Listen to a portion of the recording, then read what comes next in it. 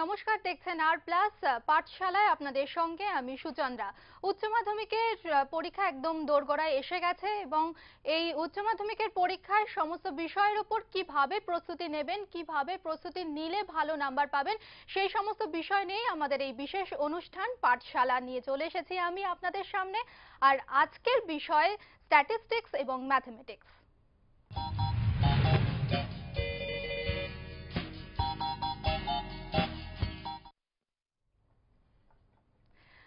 আমরা আজকে যে বিষয় দুটো নিয়ে আলোচনা করব উচ্চ মাধ্যমিকে স্ট্যাটিস্টিক্স এবং ম্যাথমেটিক্স নিয়ে। প্রথমেই আমাদের সঙ্গে রয়েছেন ম্যাথমেটিক্সের অনির্বাণ মৈত্র, কলিয়া আমির আলী হাই স্কুল থেকে আমাদের সাথে রয়েছেন। অনির্বাণ মৈত্র, তার কাছ থেকে আমরা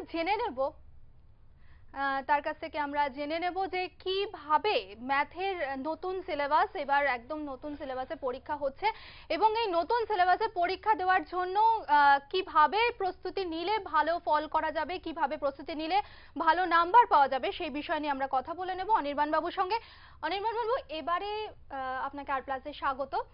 এবারে একদম নতুন সিলেবাসে পরীক্ষা দিচ্ছে ছাত্রছাত্রীরা, মাধ্যমিকের পর উচ্চ মাধ্যমিক এবারে একদম নতুন সিলেবাসে পরীক্ষা দিতে চলেছে। তো কিভাবে মার্কেট ডিভিশন গুলো থাকবে এবারের ম্যাথসের কোশ্চেনে? এবার দেখুন যে এবছরে যে উচ্চ মাধ্যমিক পরীক্ষাটা হবে 25 তারিখে, তাতে দুটো পার্ট থাকছে, একটা পার্ট এ, একটা পার্ট বি। তা পার্ট এটা যেটা হচ্ছে যে ট্র্যাডিশনাল ধরনের ডেসক্রিপটিভ টাইপ, আর পার্ট বি যেটা হচ্ছে সেটা হচ্ছে এমসিকিউ এবং short answer type question mainly থাকছে। তো এটা নিয়ে আমাদের আগে এপিসোডে অনেক আলোচনা স্যারেরা করছেন, তাই বিস্তারিত ভেতরে যাওয়ার কোনো প্রয়োজন মনে করছি না আমি। যেটা আমরা কোশ্চেন পেপারে যেটা পাবো, ছেলেমেয়েরা যেটা দেখবে যে কোশ্চেনে 4টে গ্রুপ থাকবে। একটা হচ্ছে গ্রুপ এ, যেখানে এমসিকিউ 1 নম্বরের প্রশ্ন থাকবে 10খানা। এখানে কিন্তু কোনো অল্টারনেটিভ থাকবে না। এখান থেকে 4টে প্রশ্নের, একটা প্রশ্নের 4টে উত্তর থাকবে, সেই 4টে উত্তরের যে কোনো একটি সঠিকটা নির্বাচন করতে হবে। এরপর থাকবে ধরুন গ্রুপ এ, গ্রুপ বি, যেটা হচ্ছে very short answer type question. 2 নম্বর থাকবে এখানে, প্রত্যেকটার 7খানা কোশ্চেন থাকবে এখানে, মানে 7টা প্রশ্নের উত্তর দিতে হবে। থাকবে প্রশ্ন হচ্ছে আপনার 14টা। আচ্ছা, মানে একটা প্রশ্নের সঙ্গে একটা অর থাকবে। মোট 14টা প্রশ্নের মধ্যে 7টা প্রশ্নের উত্তর দিতে হবে। গ্রুপ সি তে যদি যাই, দেখবো শর্ট আনসার টাইপ কোশ্চেন, যেখানে মার্কস থাকছে 4 নম্বর করে। এখানে মোট প্রশ্ন থাকবে 18খানা। আচ্ছা, কিন্তু আমাকে আনসার দিতে হবে 9খানা। আর গ্রুপ ডি তে যদি যাই, তাহলে লং আনসার টাইপ কোশ্চেন, সেক্ষেত্রে 5 নম্বর করে থাকবে প্রত্যেকটা কোশ্চেনে, এবং 4খানার উত্তর আমায় দিতে হবে। 8খানা প্রশ্ন থাকবে মোট। তাহলে আমার কোশ্চেন থাকছে কটা? কোশ্চেন থাকছে 50টা আমার, 10টা এমসিকিউ নিয়ে। আর আনসার করতে হবে আমাকে 30টা প্রশ্নের, যেখানে 10টা এমসিকিউ ওর মধ্যে থাকবে। আচ্ছা, এবার যদি আমি চ্যাপ্টার ওয়াইজে যাই, সেক্ষেত্রে দেখতে পাচ্ছি যে রিলেশন ফাংশনে আমাদের 8 নম্বর থাকছে।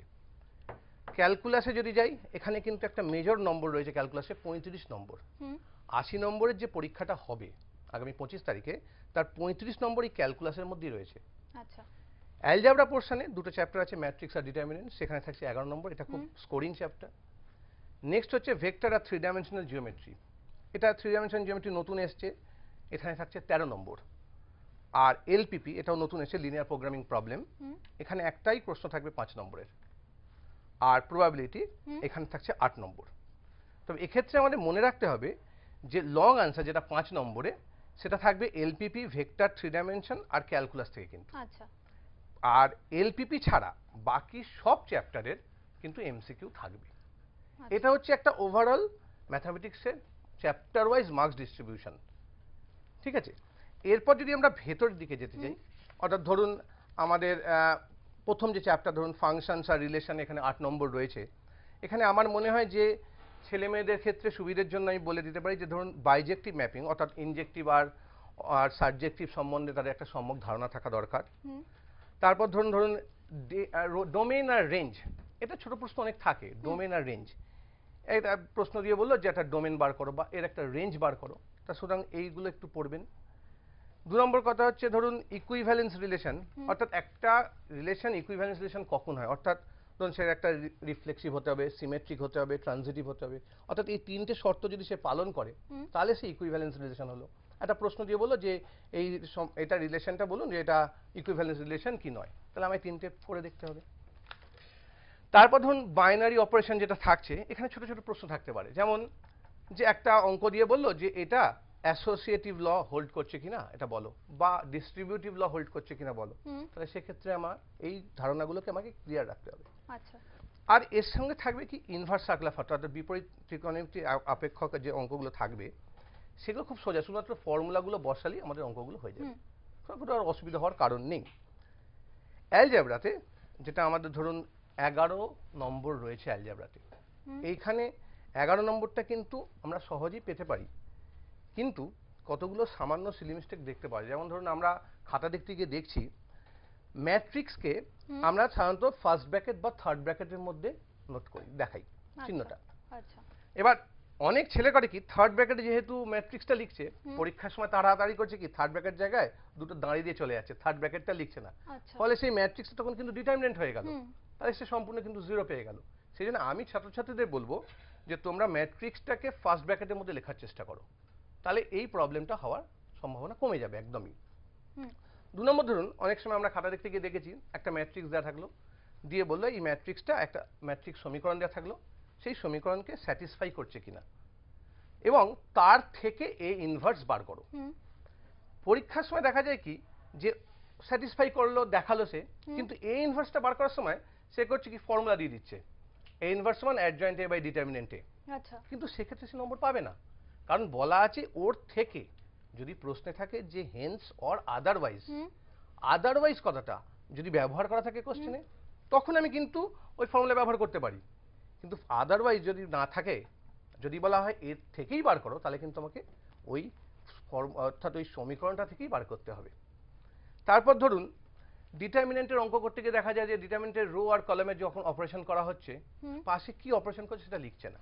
আচ্ছা, ধরুন আমি ডিটারমিনেন্টে নতুন C1 বা কলম 1 তৈরি করছি, কলম 1 এর সঙ্গে কলম 2 যোগ করে, তাহলে আমি পাশে লিখবো যে C1-1 C1 + C2। এটা যদি না লেখেন, এবার এক একজন ছাত্র এক এক রকম ভাবে অঙ্ক করছে, এক্সামিনার পক্ষে বুঝতেও খুব অসুবিধা হয় সে কোন ধরনের অপারেশন করে ডিটারমিনেন্টটাকে তৈরি করছে। তারপর ধরুন ডিটারমিনেন্টের প্রপার্টি, যখন আমরা জানি অনেকগুলো প্রপার্টি আছে, সে প্রপার্টিগুলো যখন আমরা ব্যবহার করব, আমার মনে হয় কাছে কোন প্রপার্টিটা সে ব্যবহার করছে সেটা লিখে দেওয়া উচিত, খুবই দরকার। কারণ একটা ডিটারমিনেন্ট আমরা জানি যে দুটো রো বা এর দুটো কলাম যদি ইকুইভ্যালেন্ট মানে সমান হয়ে যায়, তাহলে আমরা কি ডিটারমিনেন্টের ভ্যালুটা 0 হয়ে যায়, কিন্তু সেটা যদি আমি লিখে দিই প্রপার্টিটা, তাহলে আমাদের সুবিধা হয়। আপনার কাছে আসবো, আমাদের সঙ্গে স্ট্যাটিস্টিক নিয়ে রয়েছেন দিলীপ কর, তিনি বেলুর হাই স্কুল থেকে এসেছেন। দিলীপ বাবু, আপনাকে স্বাগত আর প্লাসে। স্ট্যাটিস্টিক্স নিয়েও কিন্তু এবার একদম নতুন সিলেবাসে ছাত্রছাত্রীরা পরীক্ষা দিতে যাচ্ছে, তো তাদের এইবারে কিরম ভাবে মার্কসের ডিভিশন গুলো আসছে কোশ্চেনে? আচ্ছা, প্রথমেই ছাত্রছাত্রীদের শুভেচ্ছা জানাই আসন্ন পরীক্ষার জন্য। তো স্ট্যাটিস্টিক্সের সিলেবাস যা হয়েছে অন্যান্য বিষয়ে হায়ার সেকেন্ডারির তুলনায় কিন্তু সিলেবাস সত্যিই খুব ছোট, কিন্তু ছোট হলেও ছোট সিলেবাসটা খুঁটিয়ে পড়তে হবে, প্রতিটি লাইন থেকেই প্রশ্ন হতে পারে। তো এখানে নম্বরের ডিভিশনটা এরকম, সেটা হচ্ছে কোরিলেশন, রিগ্রেশন, ডেসক্রিপটিভ স্ট্যাটিস্টিক্স যেটা আমরা বলি। এখানে MCQ দুটো থাকবে, আর শর্ট অ্যান্সার টাইপ কোশ্চেন একটা থাকবে, আর 3 নম্বরের আরেকটা শর্ট অ্যান্সার টাইপ কোশ্চেন দুটি থাকবে, আর লং কোশ্চেন যেটা 5 নম্বরের সেটা একটি থাকবে। Random variable and it's probability distribution, of course theoretical distribution including, সেখানে আপনার আছে বাইনোমিয়াল, পয়সো, নর্মাল, এটা মিলে এখানে MCQ থাকবে 4টে। ছোট 1 নম্বরের মানে একটা কথায় লিখতে হবে সেটা থাকবে 3টে, 2 নম্বরের কোশ্চেন থাকবে 2টো, 3 নম্বরের কোশ্চেন থাকবে 3টে, 5 নম্বরের একটা। আচ্ছা, তারপরে থাকছে স্যাম্পলিং অ্যান্ড স্ট্যাটিস্টিক্যাল ইনফারেন্স। তো স্ট্যাটিস্টিক্যাল ইনফারেন্সের মধ্যে মূলত থাকছে testing of hypothesis and estimation. তো এখানে MCQ থাকবে 4টে, আর ওই এক কথায় উত্তর সেটাও 3টে থাকবে। শর্ট অ্যান্সার টাইপ কোশ্চেন 2 নম্বরের একটি, 3 নম্বরের থাকছে 2টি, এবং লং অ্যান্সার টাইপ কোশ্চেন 5 নম্বরের একটি। এবারে লাস্টে থাকছে অ্যাপ্লিকেশন অফ স্ট্যাটিস্টিক্স, যার মধ্যে আছে time series and statistical quality control. বেশ। তো এই টাইম সিরিজ এবং স্ট্যাটিস্টিক্যাল কোয়ালিটি কন্ট্রোলে এখানে 1 নম্বরের কোশ্চেন থাকবে 2টি, তাহলে স্বাভাবিকভাবেই বোঝা যায় যে দুটো চ্যাপ্টার থেকে দুটো কোশ্চেন থাকবে। আর শর্ট অ্যান্সার টাইপে 2 নম্বরের কোনো কোশ্চেনই থাকবে না, 3 নম্বরের কোশ্চেন থাকবে 1টি এবং 5 নম্বরের কোশ্চেন থাকবে 1টি। তো এখানে যেটা ব্যাপার হচ্ছে যে যেটা বলার ছাত্রছাত্রীদের যে 1 নম্বরের কোশ্চেনে মানে এমসিকিউর যে কোশ্চেন সেখানে 10খানা কোশ্চেন করতে হচ্ছে, ওই 10খানা কোশ্চেনে কিন্তু কোনো অল্টারনেটিভ থাকছে না। তারপরে যে 1 নম্বরের কোশ্চেন 8খানা করতে হবে, তার জন্য কিন্তু 4টেতে অল্টারনেটিভ থাকবে এবং 4টেতে অল্টারনেটিভ থাকবে না। কিন্তু যে 4টেতে থাকবে সেটা কিন্তু মানে অল্টারনেটিভটা ঠিক ওই চ্যাপ্টার বা ওই টপিক রিলেটেড কিন্তু হবে। 2 নম্বরের কোশ্চেনে 2 নম্বরের কোশ্চেন করতে হচ্ছে 4টে, তার মধ্যে 2টোতে অল্টারনেটিভ থাকবে, 2টোতে থাকবে না। ঠিক সিমিলারলি একইভাবে 3 নম্বরের কোশ্চেন করতে হচ্ছে 8টা, 4টেতে অল্টারনেটিভ থাকবে, বাকি 4টেতে থাকবে না। আবার 5 নম্বরের কোশ্চেন 4টে করতে হচ্ছে, 2টোতে অল্টারনেটিভ থাকবে, 2টোতে থাকবে না। তো এমসিকিউ আর এই যে very short answer type question মানে যেটা হচ্ছে 1 নম্বর এক কথায় উত্তর দিতে হবে, তো সেখানে এখানে বলার একটাই ব্যাপার আছে, সেটা হচ্ছে পুরো টেক্সট বই খুঁটিয়ে পড়তে হবে, প্রতিটি লাইনকে খুঁটিয়ে পড়তে হবে, বিশেষ করে বেশ কিছু কন্ডিশন কেন হয় কেন হয় না, কি শর্তে হয় কি শর্তে হয় না, এই জাতীয় জিনিসগুলো এখানে হচ্ছে ভীষণ দরকারি। আর শর্ট অ্যান্সার টাইপ কোশ্চেন মানে যেগুলো হচ্ছে 2 নম্বরের কোশ্চেন, সেখানে হতে পারে কি না ছোট ছোট প্রবলেম দেওয়া হবে, এখানে যে প্রবলেমগুলো হবে সেই প্রবলেমগুলো প্রপার্টি ইউজ করে করতে হবে। কোনো ডেরিভেশন বা অন্য কোনো কিছু আমরা খাতা দেখতে গিয়ে দেখেছি ছাত্রছাত্রীরা কি করে ওটা ডিরাইভ করে, কিন্তু এখানে নিষ্প্রয়োজন। যেমন উদাহরণ আমি বলতে পারি, যেমন হচ্ছে রিগ্রেশন কোএফিসিয়েন্ট, দুটো রিগ্রেশন কোএফিসিয়েন্টকে গুণ করলে তা আমরা কি পাই, r স্কয়ার পাই, তাহলে r equal to root over byx into bxy, rটা হচ্ছে common sign of byx and bxy হবে। তো এই প্রপার্টিটা যদি ছাত্রছাত্রীরা ইউজ করে তাহলেও চলবে, কিন্তু ওরা কি করে সেটাকে প্রমাণ করবে, কিন্তু প্রয়োজন নেই 2 নম্বরের জন্য। আর ছোট ছোট কিছু থিওরেমও প্রুফ করতে দিতে পারে, যেমন হচ্ছে এই variance of x greater than 0, এখান থেকে একটা ইনইকুয়ালিটি চলে আসে, এটা দিতে পারে, এরকম টাইপের কিছু কিছু। আর ডেফিনেশন কিছু ডেফিনেশন বলতে সাচ এই যে হচ্ছে টাইপ 1 এরর কাকে বলে, টাইপ 2 এরর কাকে বলে, এমভিভি কাকে বলে, এই জাতীয় ডেফিনেশনগুলো কিন্তু শর্ট অ্যান্সার টাইপে দিতে পারে। ঠিক এখানে যে প্রশ্নে আসবো যে প্রত্যেকটা প্রশ্নের জন্য একটা নির্দিষ্ট মার্কস থাকে, তো কোন প্রশ্নের জন্য কতটা লিখবে, অনেক সময় স্টুডেন্টরা থাকে অনেক সময় অনেক বেশি লিখে ফেলে কিংবা অনেকটা কম লিখে ফেলে, সেই ক্ষেত্রে কিভাবে? আচ্ছা, স্ট্যাটিস্টিক্স এর ক্ষেত্রে হ্যাঁ বিষয়টা বলতে 2 নম্বরের কোশ্চেন ওই যে বললাম যে অ্যানসার টু দা পয়েন্ট, কখনো বেশি লেখা যাবে না বা বেশি উত্তর দেওয়ার কোনো প্রয়োজন নেই, কারণ এটা একটা ম্যাথমেটিক্যাল বেস সাবজেক্ট, এখানে বেশি লেখার কোনো জায়গাও নেই, শুধুমাত্র যেটুকু চাওয়া হয়েছে সেটুকুই লিখতে হবে। এবারে 3 নম্বরের কথা বলে দিই, 3 নম্বরে হচ্ছে বড় থিওরেম বলতে যেগুলো একটু বড়, সেইগুলো বাদ দিয়ে বাকি বইয়ের মধ্যে যা থিওরেম আছে সবগুলি থিওরেম পড়তে হবে। তবে এখানে হচ্ছে দেখা গেছে 50% থিওরেম এবং 50% ম্যাথমেটিক্যাল প্রবলেম কিন্তু থাকবে, কারণ স্ট্যাটিস্টিক্স ম্যাথমেটিক্স বাদ দিয়ে হয় না, এখানে ম্যাথমেটিক্যাল প্রবলেম বেশ কিছু থাকবে, বিশেষ করে এই জাতীয় ম্যাথমেটিক্যাল প্রবলেম যে যেমন পিএমএফ বা পিডিএফ এর কনস্ট্যান্টটা বার করতে দিল, সেখান থেকে প্রবাবিলিটি বার করতে দেয়, সেখান থেকে আবার moments, skewness, kurtosis, mean, variance, coefficient of variation, এই জাতীয় জিনিসগুলো বার করতে দেয়, বেশ কিছু পার্থক্য লিখতে দেয়, SRS WR, SRS WOR, process control, product control, regression coefficient, correlation কোএফিসিয়েন্টের ডিফারেন্স, এই জাতীয় প্রশ্নগুলো। এছাড়া থিওরিটিক্যাল ডিস্ট্রিবিউশনে এই যে রেকারশন রিলেশন আছে, বাইনোমিয়ালের একটা রেকারশন রিলেশন আছে, পয়সোর একটা রেকারশন রিলেশন আছে, এই রেকারশন রিলেশনগুলোকে প্রুফ করতে দেয়, এবং ইউজিং দিস রেকারশন রিলেশন আমরা কি করতে পারি, মোমেন্ট বার করতে পারি, তার skewness, kurtosis and all characteristics কিন্তু বার করা যায়। এবারে লং অ্যান্সার টাইপ কোশ্চেনে আমি যেটা বলবো সেটা হচ্ছে যে এখানে সব বড় বড় থিওরেমগুলো দেওয়া যাবে, সব বড় বড় থিওরেম। তো এখানে কোশ্চেনগুলো এই যেহেতু 5 নম্বর আছে, এখানে ছাত্রছাত্রীদের আমি একটা কথা বলবো যে উত্তর লেখার ক্ষেত্রে এখানে একটা জিনিস খেয়াল রাখতে হবে যে কোনো জিনিস যেন বাদ না যায়, কারণ এটা 5 নম্বরের একটা কোশ্চেন, এমনিতে 70 নম্বরের জন্য 3 ঘন্টা 15 মিনিট সময়, আবার ওদিকে অবজেক্টিভ আছে, সুতরাং সব দিক দিয়ে বলবো যে এখানে যদি কোনো কিছু ভেরিয়েবল সে ধরে সেটাকে ডিফাইন করে দেওয়া উচিত, কি বলতে চাইছে, এক্সটা কি, মিউটা কি, সিগমাটা কি, এই জাতীয় জিনিসগুলো বলে দেওয়া উচিত। আর এখানে আরেকটা কথা বলবো, ইন্টিগ্রেশন এগুলোতে মার্কসটা বেশি থাকে, তো সেই ক্ষেত্রে এগুলো কি সবার আগে অ্যাটেন্ড করা উচিত বা এগুলোর উপর বেশি ইম্পর্টেন্ট দেওয়া উচিত?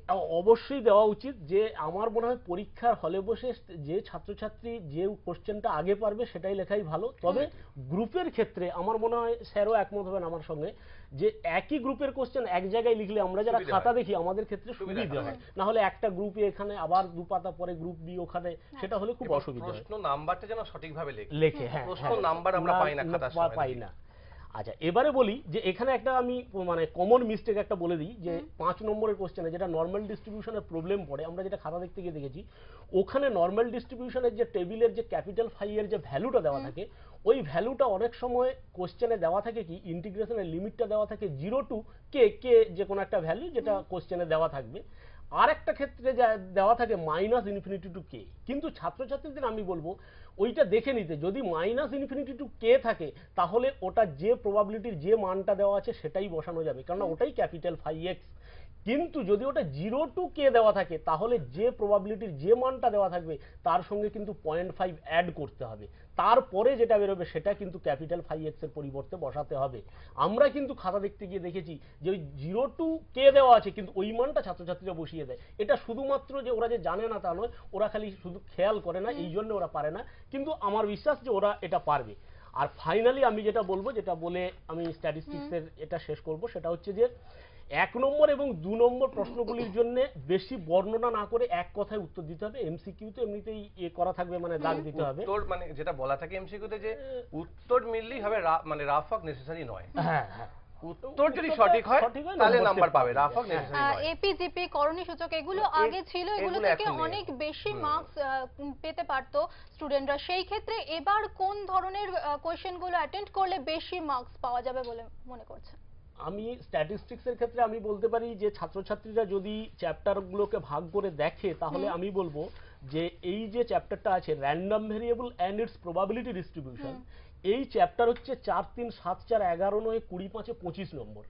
আর স্যাম্পলিং অ্যান্ড স্ট্যাটিস্টিক্যাল ইনফারেন্স এটা হচ্ছে 4 3 7 2 9 6 15 5 20 নম্বর। আমাদের সঙ্গে একজন দর্শক বন্ধু আছেন, আমরা আবার এই বিষয়টি নিয়ে আসবো। আপনার কাছেই রয়েছেন আমাদের সঙ্গে একজন দর্শক বন্ধু। কে আছেন আমাদের সঙ্গে? কে আছেন আমাদের সঙ্গে? হ্যালো। হ্যাঁ বলুন। হ্যাঁ বলছি যে এই সম্ভাবনা থেকে কোন কোন চ্যাপ্টার গুলো ভালো করে করলে ভালো হয়? কোন বিষয়টা? সম্ভাবনা, প্রবাবিলিটি। প্রবাবিলিটি বিষয় মানে প্রবাবিলিটি, ক্লাসিক্যাল প্রবাবিলিটিটা এখন ম্যাথমেটিক্সে চলে গেছে, বাট প্রবাবিলিটি ডিস্ট্রিবিউশনটা হচ্ছে ক্লাস 12 এ চলে এসেছে স্ট্যাটিস্টিক্সের ক্ষেত্রে। স্ট্যাটিস্টিক্সে ক্লাসিক্যাল অ্যাপ্রোচের যে প্রবাবিলিটিটা ওটা কিন্তু নেই, ওটা ক্লাস 12 এর ম্যাথমেটিক্সে চলে গেছে, আর 11 এ তোমরা ওটা পড়ে এসছো। তো প্রবাবিলিটি ডিস্ট্রিবিউশনে যেটা করতে হবে সেটা হচ্ছে যে নর্মাল ডিস্ট্রিবিউশনটা খুব ভালো করে পড়তে হবে, এর all property with proof.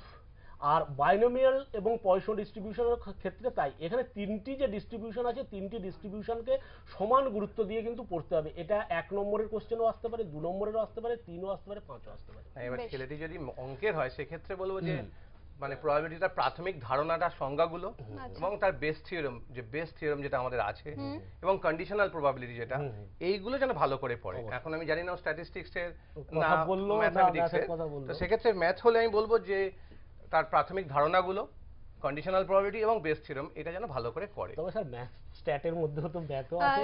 Differential ক্যালকুলাসের ক্ষেত্রে কোন কোন বিষয়গুলো আগে করলে মার্কস বেশি পাওয়া যাবে? দেখুন, যেটা স্যার বললেন যে যেটা প্রথমে ছাত্রছাত্রীরা পারবে, আমার মনে হয় সেটাকে অ্যাটেম্প করা উচিত, সেটা ডিফারেনশিয়াল হোক বা অ্যাপ্লিকেশন অফ ক্যালকুলাস হোক বা অ্যালজেব্রা হোক।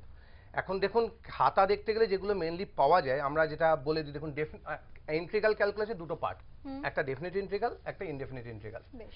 ডেফিনিট ইন্টিগ্রালে আমরা খাতা দেখতে গিয়ে অনেক সময় পাই কি কনস্ট্যান্ট অফ ইন্টিগ্রেশন একটা পেয়ে যাই সি, কিন্তু কোনো অবস্থাতেই ডেফিনিট ইন্টিগ্রালে কনস্ট্যান্ট অফ ইন্টিগ্রেশন আসবে না।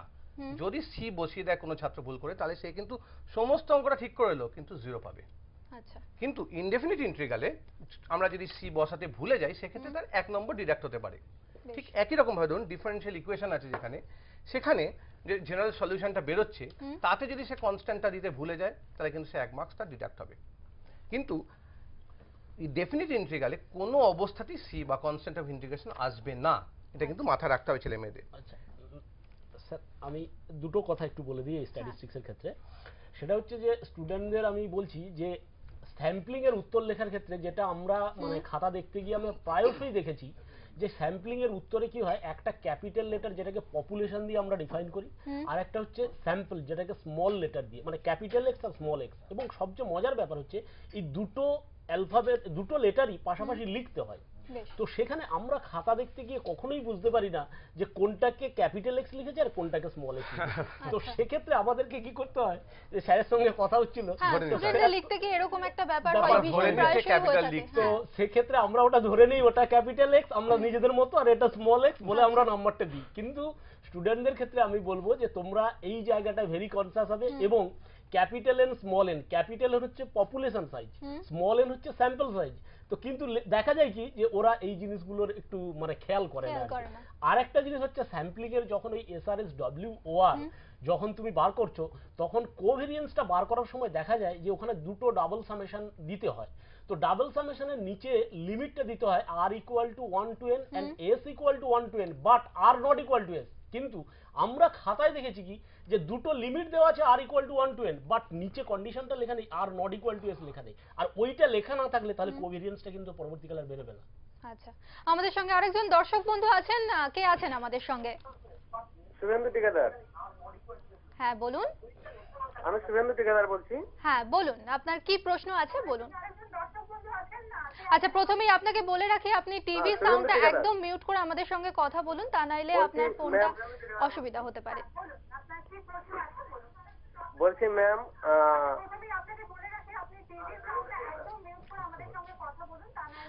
টিভির ভলিউমটা কিন্তু যদি আপনি মিউট না করেন তাহলে আপনার ফোনটা নেওয়া যাবে না। ধন্যবাদ। হ্যাঁ, যে বিষয়টা নিয়ে আমরা ছিলাম। হ্যাঁ, তো এইটা হচ্ছে ব্যাপার। আর লাস্টে ওই স্যাম্পলিং এর কথা বললাম। আর লাস্টে যেটা হচ্ছে যে ছাত্রছাত্রীগুলো খাতাটা পরিষ্কার রাখা বাঞ্ছনীয়। একই দাগের যে কোশ্চেন, মানে 1 নম্বরের কোশ্চেনগুলো এক জায়গায় লেখা ভালো, কেননা এটা যারা স্ক্রুটনি করে তাদেরও সুবিধা হয়, আমরা যারা এক্সামিনার আমাদের যখন সামনে খাতা দেখতে সুবিধা হয়। তো কেজিং এর প্রবলেম হয় না হলে কি হয়, হয়তো একটা প্রশ্ন বাদ চলে যাবে, এটা একটা ব্যাপার। এটা ছাত্রছাত্রীরা অবশ্যই করবে। আর 3 নম্বরের যে স্ট্যাটিস্টিক্সের যে 3 নম্বরের কোশ্চেনগুলো যেগুলো পড়ে, সেগুলোর ক্ষেত্রে দেখা যায় যে থিওরামও বেশ কিছু পড়বে আর প্রবলেমও পড়বে। কিন্তু প্রবলেমের ক্ষেত্রে আমি বলবো, ম্যাথমেটিক্যাল প্রবলেমের ক্ষেত্রে সব ফর্মুলা তুমি ইউজ করতে পারো এবং করবে অবশ্যই। কোনো ফর্মুলার কোনো প্রুফ করার কোনো প্রয়োজন নেই। তখনই ফর্মুলাটা প্রুফ করা হবে যদি ওখানে ক্লিয়ারলি স্পেসিফাই করে দেয় যে এই থিওরামটা প্রুফ করো, তখন প্রুফ করতে হবে। কিন্তু কোনো ফর্মুলাকে যদি নিয়ে এসে অঙ্ক করে, তাহলে সেই ফর্মুলার প্রুফ করার কোনো প্রয়োজন নেই। কিন্তু খাতায় আমরা এটা দেখি যে ছেলেমেয়েরা করে, অহেতুক সময় নষ্ট করার কোনো প্রয়োজন নেই। অনির্বাণ বাবু, আপনার কাছে আসবো যে ম্যাথসের ক্ষেত্রে যেটা আমরা দেখেছি 11 এর স্ট্রেট লাইন আর লোকাস, এই চ্যাপ্টারগুলো থেকে অ্যাটেন্ড করলে বেশ মার্কস পাওয়া যেত। সেই ক্ষেত্রে 12 এর ক্ষেত্রে কি করবে, এই রকম ধরনের কোন চ্যাপ্টার? প্রথমেই বললাম যে 12 এর ক্ষেত্রে যে অ্যালজেব্রা আমাদের ক্যালকুলাসে একটা মেজর পোরশন রয়েছে 35 নম্বর। কিন্তু এখানে সামান্য কিছু সিলি মিস্টেক হয়ে যায়, যে কারণে ছেলেমেয়েদের কাছে নম্বরটা ওঠে না। যেমন ধরুন, আমি একটা উদাহরণ দিচ্ছি, ইন্টিগ্রেশন বাই পার্টসে ডেফিনিট ইন্টিগ্রাল করতে গিয়ে দেখা গেল লিমিটটা যথাযথভাবে বসাচ্ছে না। কারণ একটা খুব ছোট উদাহরণ ধরুন, integration 0 to 1 x e to the power x dx করলো কি, আমি ফার্স্ট ফাংশন এক্সটাকে ধরলাম, second function e to the power x কে ধরলাম, কিন্তু যখন লিমিট বসাচ্ছি শুধুমাত্র integration e to the power x এর উপর বসাচ্ছি, ফলে এক্সটার লিমিটের বাইরে চলে গেল, তাহলে কিন্তু সে 0 পেয়ে গেল, অঙ্কটা তো সঠিক করলো। সেক্ষেত্রে লিমিট বসানোর ক্ষেত্রে যথাযথভাবে কনসাস হতে হবে। এছাড়া যদি করতে অসুবিধা হয়, সেই ক্ষেত্রে কি আমরা ডেফিনিট ইন্টিগ্রালটাকে ইনডেফিনিট ইন্টিগ্রাল হিসেবে করে পরে আমি লিমিটটা বসাতে পারি। অথবা ধরুন ডেফিনিট ইন্টিগ্রালে হয় কি, সাবস্টিটিউশন করতে হয়। সাবস্টিটিউশন করতে গিয়ে দেখা যাচ্ছে যে সাবস্টিটিউশন করে ভেরিয়েবলটাকে চেঞ্জ করেছে কিন্তু লিমিটটা চেঞ্জ করেনি। আচ্ছা, হ্যাঁ, আমাকে সাবস্টিটিউশন করলে আমাকে তার সঙ্গে সঙ্গে লিমিটটাও চেঞ্জ করতে হবে, এটা কিন্তু অবশ্যই মাথায় রাখতে হবে, নাহলে কিন্তু অসুবিধে শূন্য পাবে। আবার ধরুন এরিয়াতে, অ্যাপ্লিকেশনে ধরুন একটা অঙ্ক এরিয়াতে একটা রাফ ডায়াগ্রাম অঙ্ক হয়ে গেছে, কিন্তু তার ছবি নেই, সে কোঅর্ডিনেটগুলো পেলো কোত্থেকে, এটা তো তাকে দেখাতে হবে। একটা রাফ স্কেচ, আমার অ্যাকর্ডিং টু স্কেল দরকার নেই, একটা রাফ স্কেচ উইথ প্রপার যদি স্থানাঙ্কগুলো থাকে তাহলে আমি নম্বর দিতে পারি অবশ্যই। আর ম্যাক্সিমাম ইন চ্যাপ্টারটা খুবই সোজা, এটা অ্যাটেম্প করা যায়। যেটা বলার ধরুন এলপিপি, যেটা এবার ধরুন প্রথম পরীক্ষা দেবে, এলপিপিতে একটাই বড় কোশ্চেন থাকবে 5 নম্বরে। তো সেক্ষেত্রে এলপিটা ধরুন দুটো, আমি যেটা একটু বলে নেওয়া দরকার যে দুটো প্রশ্ন থাকবে ধরুন এলপিপিতে। একটা হচ্ছে এলপিপির সমস্যা গঠন, অথবা এলপিপির একটা গ্রাফিক্যাল সলিউশন। এই গ্রাফিক্যাল সলিউশনটা ক্লাস 10 এসে করছে অসমীকরণ, অর্থাৎ অসমীকরণ যদি সঠিকভাবে সে জেনে থাকে, তাহলে এই সলিউশনটা করে সে সঠিকভাবে ফিজিবল রিজিয়নটা যদি দেখাতে পারে, তাহলে কিন্তু এখানে 5 এ 5 পাচ্ছে সে। একেবারে আমাদের হাতে সময় আর একদমই নেই। অনেক ধন্যবাদ। কথা যদি আমি বলে দিতাম আর কি, তাহলে আরেকটা যেটা, সেটা হচ্ছে এই পিডিএফ আর পিএমএফ এইটা লেখার ক্ষেত্রে ছাত্রছাত্রীরা যখন পিডিএফ বা পিএমএফ বার করতে বলে, ছাত্রছাত্রীরা বার করে দেয়, ফাংশনটা লিখে দিল, কিন্তু লাস্টে ইকুয়াল টু 0 আদারওয়াইজ, এটা কিন্তু পিডিএফ পিএমএফ লেখার ক্ষেত্রে মাস্ট, এটা লিখতে হবে। অবশ্যই। এবং প্যারামিটারগুলো, যে ফাংশনটা লিখলো তার যে প্যারামিটারগুলো এবং ভেরিয়েবলের ডোমেন, এই জিনিসগুলো কিন্তু পিডিএফ পিএমএফ এর ক্ষেত্রে লিখতেই হবে। অবশ্যই, একেবারেই। অনেক ধন্যবাদ দিলীপ বাবু, অনেক ধন্যবাদ আপনাকে অনির্বাণ বাবু। আমাদের হাতের সময় একেবারেই শেষ, আমাদের আজকে পাঠশালা এখানেই শেষ করতে হচ্ছে, এবং অন্যান্য খবরের জন্য দেখতে থাকুন খবর প্লাস, সবার আগে সবার পাশে।